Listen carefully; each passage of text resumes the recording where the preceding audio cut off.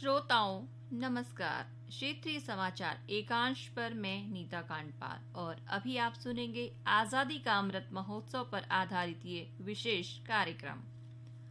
आजादी का अमृत महोत्सव के अंतर्गत आजादी के आंदोलन में हमारे स्वतंत्रता सेनानियों के बलिदान और योगदान की प्रेरक कहानियों से नई पीढ़ी को रूबरू कराने के लिए आकाशवाणी ये श्रृंखला प्रस्तुत कर रहा है। स्वतंत्रता सेनानियों के जीवन, उनके योगदान पर ये प्रस्तुति दी जा रही है। तो आइए सुनते हैं आजादी का अमृत महोत्सव पर आधारित आज की श्रृंखला की ये विशेष कड़ी। आजादी का Amrit Mahotsav.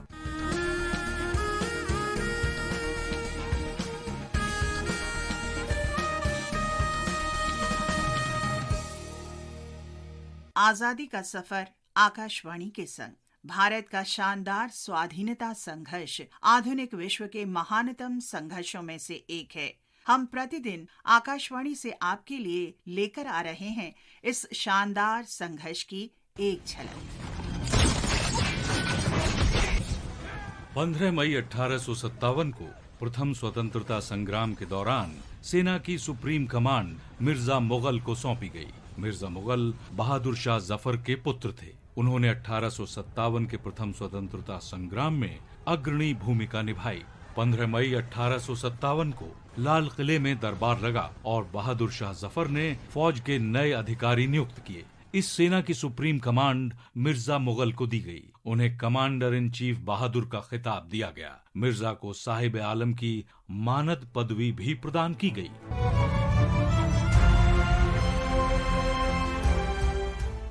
Commander in chief के तौर पर मिर्जा मुगल ने नागरिक और सैन्य विभागों के बीच संपर्क अधिकारी के रूप में काम किया। उन्होंने एक तरफ तो योद्धाओं के साथ संपर्क कायम किया और दूसरी तरफ व्यापारियों और स्थानीय प्रमुखों के साथ संपर्क बनाए रखा। मिर्जा मुगल ने सैन्य प्रशासन में महत्वपूर्ण भूमिका निभाई। दिल्ली पर फिर से कब्जा करने के बाद अंग्रेजों ने 22 सितंबर 1857 को मिर्जा मुगल को बंदी बना लिया। अंग्रेज उन्हें खूनी दरवाजे के पास ले गए और उन्हें कपड़े उतारने को कहा। इसके बाद उन्हें गोली मार दी गई और उनका पार्थिव शरीर कोतवाली ले जाया गया। दफनाने से पहले मिर्जा मुगल का पार्थिव शरीर कोतवाली की इमारत के बाहर रखा गया।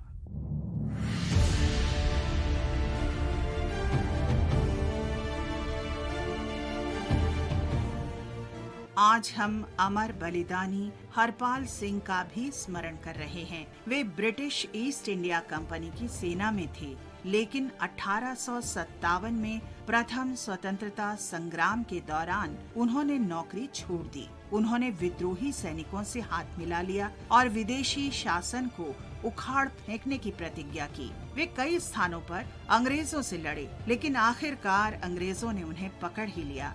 उन पर ब्रिटिश साम्राज्य के खिलाफ विद्रोह का आरोप लगाया गया और 7 वर्ष के लिए काला पानी का कठोर कारावास दे दिया गया। जेल में शारीरिक यातना के कारण 15 मई 1858 को बलिदानी हरपाल सिंह का निधन हो गया।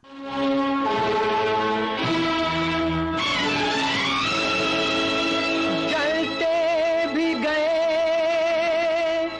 कहते भी गए, आजादी के परवाने। जीना तो उसी का जीना है, जो मरना वतन पे जाने। हम आज अमर बलिदानी सुखदेव थापर को भी याद कर रहे हैं। उनका जन्म 15 मई 1907 को लुधियाना में हुआ। सुखदेव थापर ने उन अत्याचारों को करीब से देखा था जो ब्रिटिश साम्राज्य के दौरान भारत के लोगों पर किए गए। इससे व्यथित होकर सुखदेव क्रांतिकारी स्वाधीनता सेनानियों में शामिल हो गए। हिंदुस्तान रिपब्लिकन एसोसिएशन के सदस्य के तौर पर सुखदेव थापर ने पंजाब और उत्तर भारत के अन्य क्षेत्रों में क्रांतिकारियों को संगठित किया। जब शहीदों की अर्थी उठे धूम से, देश वालों तुम आंसू बहाना नहीं।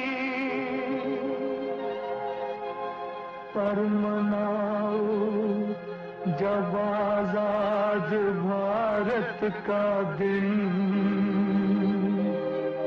उस घड़ी तुम हमें भूल जाना नहीं। सुखदेव थापर युवाओं को शिक्षित करने के लिए लाहौर के नेशनल कॉलेज भी गए और युवाओं को भारत के गौरवमयी अतीत के बारे में अत्यधिक प्रेरित किया। अन्य जाने माने क्रांतिकारियों के साथ मिलकर सुखदेव ने लाहौर में नौजवान भारत सभा की शुरुआत की। सुखदेव थापर को लाहौर षड्यंत्र केस में उनकी भूमिका के लिए खास तौर पर याद किया जाता है। भगत सिंह, सुखदेव थापर और शिवराम राजगुरु भारतीय स्वतंत्रता संघर्ष की सर्वाधिक प्रेरक हस्तियों में शामिल हैं, जिन्हें पंजाब के फिरोजपुर जिले के हुसैनीवाला गांव में 23 मार्च 1931 को फांसी दी गई। सुखदेव ने अपने देश के लिए जब सर्वोच्च बलिदान दिया तब उनकी उम्र सिर्फ 24 साल थी। आकाशवाणी की ओर से अमर बलिदानी को भावभीनी श्रद्धांजलि। ऐ वतन हमको तेरी कसम, तेरी राहों में जहाँ तक लुटा जाएंगे। फूल क्या चीज है तेरे कदमों पे, हम भेंट अपने सरों की चढ़ा जाएंगे। आज बस इतना ही। आजादी का सफर आकाशवाणी के संग। कल फिर मिलेंगे एक नई कड़ी के साथ।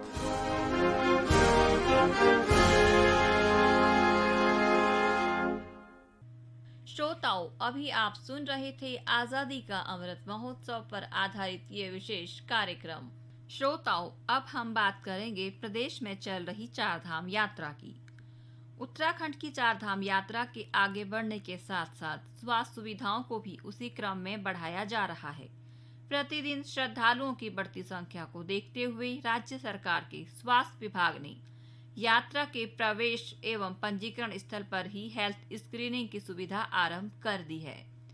चारधाम यात्रा में स्वास्थ्य संबंधित व्यवस्थाओं के बारे में जानकारी देते हुए महानिदेशक डॉक्टर शैलजा भट्ट ने बताया कि अब ऋषिकेश ISBT रजिस्ट्रेशन स्थल पर यात्रियों की हेल्थ स्क्रीनिंग आरंभ कर दी गई है और यहां पर चिकित्सक एवं पैरामेडिकल स्टाफ को हेल्थ स्क्रीनिंग के लिए तैनात कर दिया गया है। हेल्थ स्क्रीनिंग के उपरांत जिन यात्रियों में किसी भी प्रकार की शारीरिक अस्वस्थता पाई जा रही है, उन्हें विश्राम करने अथवा स्वास्थ्य के अनुकूल होने के उपरांत ही यात्रा पर जाने का परामर्श दिया जा रहा है। डॉक्टर भट्ट के अनुसार अभी तक 650 यात्रियों की हेल्थ स्क्रीनिंग ऋषिकेश ISBT पर की जा चुकी है। इसी क्रम में यमुनोत्री और गंगोत्री के यात्रा मार्ग पर भी क्रमशः दोबाटा एवं हीना में हेल्थ स्क्रीनिंग का कार्य किया जा रहा है, जबकि बद्रीनाथ धाम के यात्रियों के लिए हेल्थ स्क्रीनिंग शिविर पांडुकेश्वर में लगाया गया है।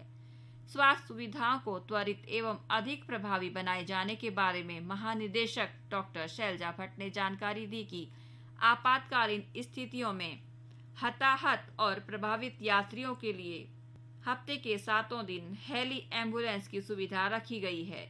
यात्रा आरंभ होने से अभी तक केदारनाथ यात्रा के 11 यात्रियों को एयरलिफ्ट किया गया है, जिसमें चोट लगने के 5 मामले शामिल हैं। उत्तरकाशी में गंगोत्री यमुनोत्री धाम की यात्रा के दौरान गंभीर रूप से बीमार 12 मरीजों को मेडिकल टीम द्वारा आवश्यक चिकित्सा उपचार देकर बचाया गया। यात्रियों को हेल्थ एडवाइजरी के माध्यम से अनुकूल स्वास्थ्य की परिस्थितियों में ही यात्रा जारी रखने के बारे में जागरूक किया जा रहा है। हेल्थ एडवाइजरी को पर्यटन विभाग, स्थानीय प्रशासन एवं स्वास्थ्य इकाइयों के अलावा यात्रा मार्गों पर होर्डिंग्स के द्वारा भी जगह जगह पर डिस्प्ले किया जा रहा है। यात्रा मार्गों में मेडिकल रिलीफ पोस्ट पर चिकित्सक एवं पैरामेडिकल स्टाफ द्वारा यात्रियों से अपने ऑक्सीजन स्तर की जांच कराने और वहां पर 10 मिनट विश्राम करने के उपरांत यात्रा शुरू करने, यात्रा के दौरान पानी पीते रहने और भूखे पेट न रहने के बारे में अपील की जा रही है। तो श्रोताओं, इसी जानकारी के साथ ये कार्यक्रम अब यहीं समाप्त हुआ। मुझे दीजिए आज्ञा। नमस्कार।